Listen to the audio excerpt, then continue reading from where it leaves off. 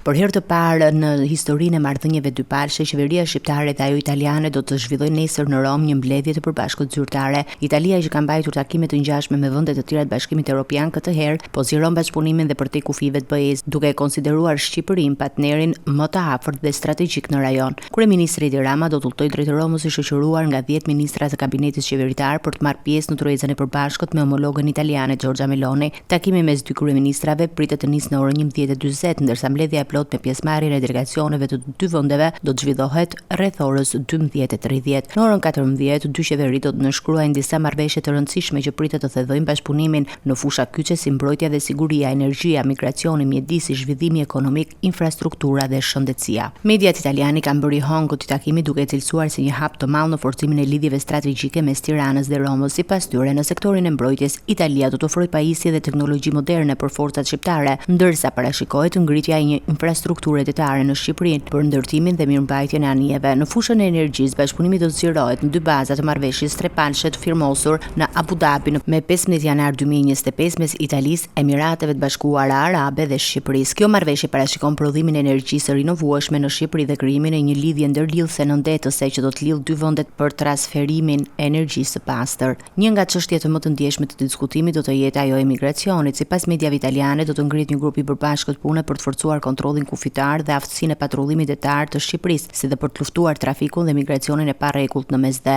Në rendin e ditës pritet të trajtojnë gjithashtu nisma të përbashkëta në fushën e zhvillimit ekonomik, kujdesit shëndetësor dhe mbrojtjes së mjedisit. Kjo mbledhje e parë e përbashkët shënon një moment historik për marrëdhëniet shqiptaro-italiane, duke hapur një kapitull të ri bashkëpunimi strategjik që pritet të ndikojë ndjeshëm në zhvillimin e rajonit dhe integrimin evropian të Shqipërisë.